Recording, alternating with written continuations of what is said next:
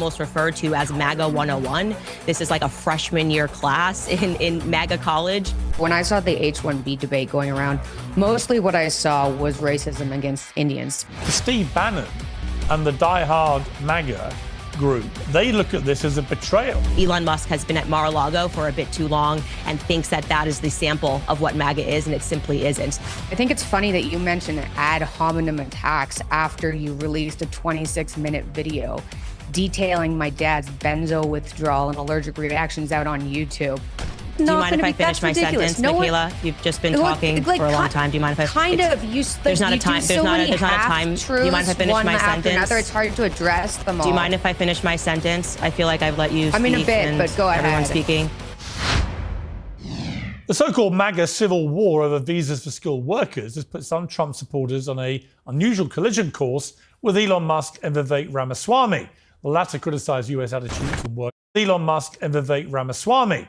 The latter criticised US attitudes and work ethics, saying a culture that celebrates the prom queen over the math Olympiad champ or the jock over the valedictorian will not produce the best engineers. Well, this was Steve Bannon's response. I've said many times that Elon came and Elon's money helped organize the grassroots effort. In his engineering mind, he saw what the problem was as we saw it, and he supported it. And for that, he gets a place at the table. There's no doubt. We love converts, but the converts sit in the back and study for years and years and years to make sure you understand the faith and you understand the nuances of the faith and understand how you can internalize the faith. Don't come up and go to the pulpit in your first week here and start lecturing people about the way things are going to be. If you're going to do that, we're going to rip your face off. Wow. Well, it's not just a battle of the bros. Two influential voices on the right, Mikhaila Peterson and Candace Owens, traded barbs on this issue too. Peterson said, why did the woke right pretend it was illegal immigration they were against when it turned out it was immigration in general? At least be honest about it. If there's assimilation into the culture and legal immigration, what is the problem other than the skin colour? To which Candace Owens replied, Jordan Peterson's daughter thinks the visa debate comes down to Americans being upset about immigrant skin colour, lol, and the nerve to call the right woke as she makes it about race.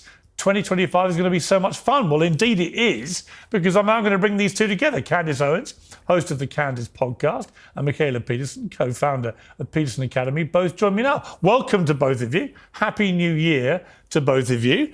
And Candace, you said it was going to be fun this year. Here we go. What was your big objection to what Mikhaila said?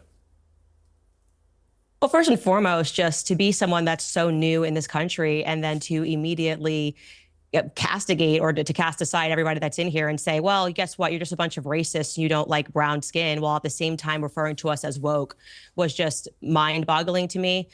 Just as Steve Bannon said, it means that she hasn't spent the time to understand who and what the American people are, what the MAGA movement is, and why they have concerns about this program.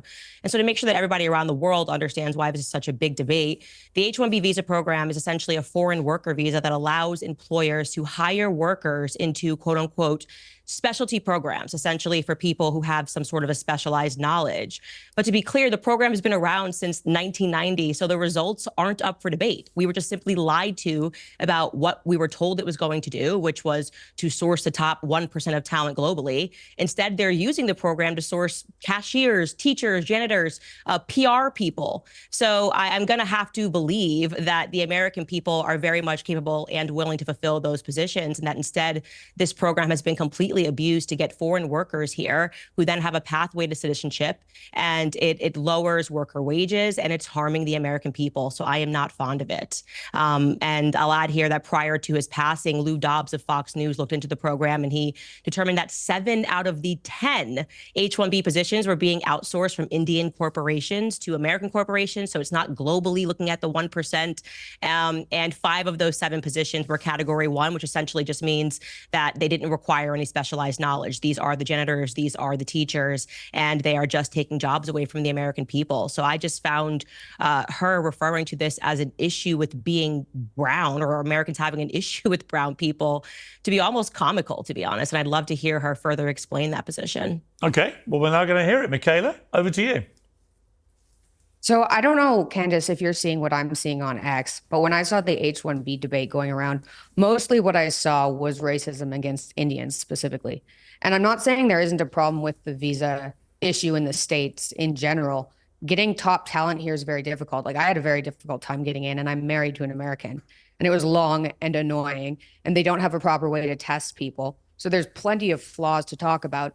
But I think right before the inauguration, having conservatives argue like amongst ourselves about an H-1B visa issue when we have an open border is silly, especially when it does kind of dredge up what I called the woke right on X.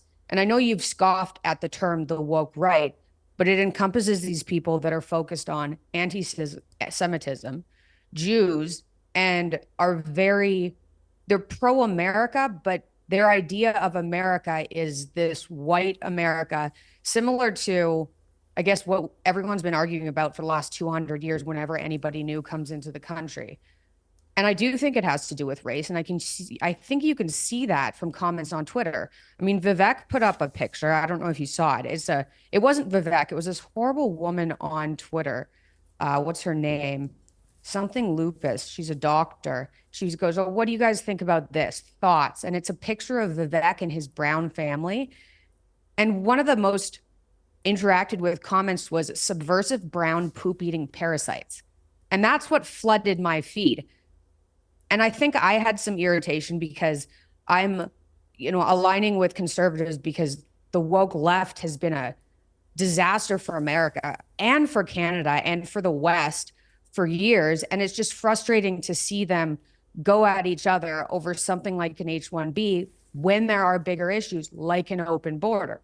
And I think people are misunderstanding the H-1B, although it does have its issues as well. There's also the H-2B, which nobody knows about, and that's for people who are paid lower. The average wage for an H-1B visa is $118K. So there was all this talk on Twitter about how these people are underpaid and everything. $118K is pretty good. Companies, I don't think most companies, especially tech companies, are hiring H-1Bs to become more successful, to make more money. You're not making more money by getting H-1B visas in. You're making more money by having a successful company, by hiring top talent. So I don't think we're completely not aligned entirely, because I agree the visa process in America is ridiculous. And it doesn't test people, like I said, properly. But I think it's silly to fracture the Conservative Party by arguing about 85,000 H-1B visas when we have an open border. And I don't like the racism. Okay. Candace, do you see common ground there in what you just heard from Mikhaila? And what do you also feel about the fact that for Steve Bannon and the diehard MAGA group, they look at this as a betrayal when they see Vivek and Elon and now Trump as well, all piling in, enthusiastically supporting this. They say, well, hang on, that's not about making America great again. They're not buying into, we need to get all these brilliant people coming here. They think it's a system that's being abused, and that it goes against the spirit of MAGA. So you're seeing a real interesting debate raging about the heart of what MAGA really means. I think Steve Bannon fully has his finger on the pulse there, so he's completely right. And just to respond to the point about seeing racist comments on Twitter, I've heard this argument a lot of times from people where they'll suddenly pretend that if you take a position of something and they can find a racist comment beneath it, then you're on the side of the racist. That's not what I'm doing. That's just called... I'm just saying that literally since the day that I started my accounts on Instagram, I've been called the N-word from left and the right. It's just welcome to the internet. Doesn't mean that these are the positions that are represented. In fact, this conversation that we're having is something that I would almost refer to as MAGA 101. This is like a freshman year class in MAGA college. I've been hearing this debate, have spoken about this debate on stage. I've spoken at more than 100 universities. And to be frank with you, because I came over from the left, when I first got into this movement, I thought the same thing. I thought, okay, well, I don't understand what the issue is if it's legal migration. But I then listened to people and I wanted to understand where people were coming from. And I opened my mind to what they were saying and realized that they were very much correct. And I think that's sort of where you get into trouble with the MAGA movement, when you just instantly sweep away and condemn everyone and say, well, some people were saying racist stuff about Indians, and so this entire argument now is based on racism. It simply isn't. Vivek, I personally stumped for Vivek. So if you think that I'm going to be on board with people being racist for him when I went on the ground with him all throughout Iowa when he was running for president, of course not. I'm also brown myself, but I understand that this has nothing to do with the merits of the arguments that are being presented here. And it is just a fact that the H-1B visa, the majority of the people that are coming into this country are not coming in with any extraordinary skills, are not coming in because they're a part of the 1%. It is being completely abused and jobs are being taken away from the American people. Now, Piers, to your point about the MAGA rift, I'm glad to see it. I very much agree with Steve Bannon. I mean, the last estimate that was done, by the way, and this speaks to Mikhaila, you saying it's just 85,000 people that are allowed annually. Well, the last estimate that was done in 2019 approximated that 600,000 foreign nationals were here on this visa program, all of them being provided with a pathway to citizenship that doesn't include in 2 years. You can then get out of that program and become a permanent resident. Okay, so that they're allowed to stay in this country from up to 6 years. They don't apply for permanent residency. Of course, we can assume that the majority of them do. And they're allowed to stay up to 10 years if they go to work for the Department of Defense. Again, all of these applicants have a pathway to citizenship. So you just imagine you're like, yeah, I just went to work in America as a teacher for a couple of years and I became a citizen, or as a janitor for a couple of years and I became a citizen. It's not okay. And I want to be clear, all across the board, it's not just the H-1B. There's a ton of visa programs that are being routinely abused. And like I said, I have faith in the American people. I think that the American people can fulfill those positions. I know they can fulfill those positions. And so I am not on the side of Elon Musk and Trump in this debate. And I think that, Elon Musk has been at Mar-a-Lago for a bit too long and thinks that that is the sample of what MAGA is. And it simply isn't. Steve Bannon has been on the ground and spoken to those people for years. He understands what they're saying. And it would be gracious for Elon Musk to kind of step down and recognize that he's simply wrong in this debate. Well, it's interesting. I mean, you actually posted to me on X, of course, owned by Elon Musk. You said, we'll have to get together in the new year so you can let me finish what I was going to say about Elon Musk. A lot has happened since I didn't finish that sentence. Exciting dialogue awaits. And we did leave people on a slight cliffhanger about Elon Musk. So now's your chance to finish that sentence, and then I'll get Mikhaila to respond. But I mean, Musk he's everywhere right now, literally poking his head into every country, it seems, in the world, particularly my country, where he's just in the last 2 days, he's called for the king to dissolve parliament, which he can't actually do. Mm-hmm. He's called for Sir Keir Starmer, the Prime Minister, to be imprisoned. He's hammered a previous Prime Minister, Gordon Brown. He's called another senior member of the cabinet here, an evil woman, Jess Phillips, who's been waging a rape genocide apology tour, I think is how he put it. I mean, this is inflammatory, incendiary stuff. What do you think his game plan is here? Well, that was what I was going to say to you. And for people that haven't watched it, we were able to sit down and speak about a variety of issues, but we did disagree on Elon Musk. You said that he was a superhero, and I didn't say that he hadn't done superheroic things. I thought that he was going to rescue speech on X. Even that's up for debate now, given the H-1B visa debate. But I was never keen on him essentially buying a seat at the table, which is what he's done, because we don't know what Elon Musk believes. I am a Christian conservative. Elon Musk, of course, is going to be at odds with me and my beliefs because he wants to put brain chips in people's minds. He wants to go to Mars. These things conflict with me theologically. I think he's a transhumanist. What are his perspectives on marriage? He's had how many different women? I think he has up to 13 different children. What is Elon Musk's endgame? And we have not seen people interview him fairly. They're either incredibly hostile to him, like you saw with Don Lemon, or they're too friendly to him, and which they just see him as a superhero. And I would actually like to see someone sit down and flesh out what Elon Musk actually believes. What is his goal? What is he trying to contribute? Because I don't think you can say that you are a conservative if you are not ultimately trying to conserve the nuclear family unit. And I don't think that he's trying to do any of those things. And so we're now seeing that, okay, maybe this is about AI for him. Maybe this is about data collection for him. Maybe this is about him wanting to be the first person and getting a leg into federal governments so that he can do things that are on a larger scale in terms of artificial intelligence. I don't know the answer to that. And not knowing the answer to that made me uncomfortable when people did what we always speak against, which is essentially turn him into a celebrity, that worship him like he's Taylor Swift, and think that because he's got tons of money and bought X, that he's now suddenly allowed to direct us on politics. I just am not into celebrity worship culture. Mikhaila, interestingly, Elon Musk began following you on X just 3 days ago. And that happened after you complained that you thought YouTube was trying to shadow ban your father Jordan's interview with Tommy Robinson, very controversial figure over here in the UK. What did you think when Elon began following you? I mean, I'm an Elon fan, so I kind of had a bit of a fangirl moment. And I'm not a fan of celebrity culture, like Candace said either. I don't usually follow that stuff, but I appreciate what Elon's doing. And I think it's totally fair if you're trying to give the world internet and doing what he's doing for the better of civilization, which I totally believe, that he has a seat at the table. He's also brilliant. So maybe some people don't understand what they're doing, but maybe it's an IQ difference thing. Well, okay. I mean, look, I think he's a genius, no question. But I also think he does seem to amplify to his own gigantic audience. I mean, I don't know how many gazillion followers he now has, but well over 150 million, I think. I think it's 200 million.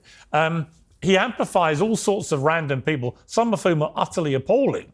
The worst kind of horrible, extreme right-wing headbangers, and he's giving them this massive platform to spew often complete nonsense. Now, underpinning it, I think he's well-intentioned in that if you take the rape scandal in the UK, for example, he's not wrong that it was a disgraceful scandal. There was an appalling cover-up, and there should be a big national inquiry.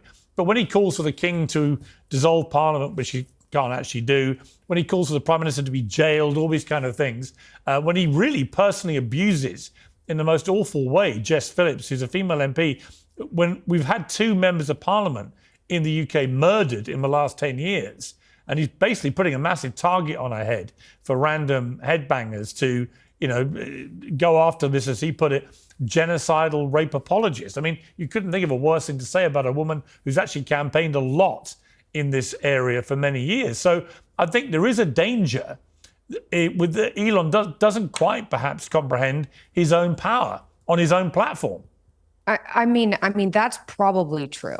I think anybody at his level is going to be impossible to comprehend what kind of power you have. Having any type of social media following, it's shocking when people agree with you. So that's definitely true. I don't know enough about Jess Phillips, but after reading what happened to, apparently at least 250,000 girls in the UK. Well, we don't know how many. I mean, that figure I think has been plucked out of thin air, really. I mean, what we do know. But then some people have said more, right? And some people have said less. It's still an alarming lot.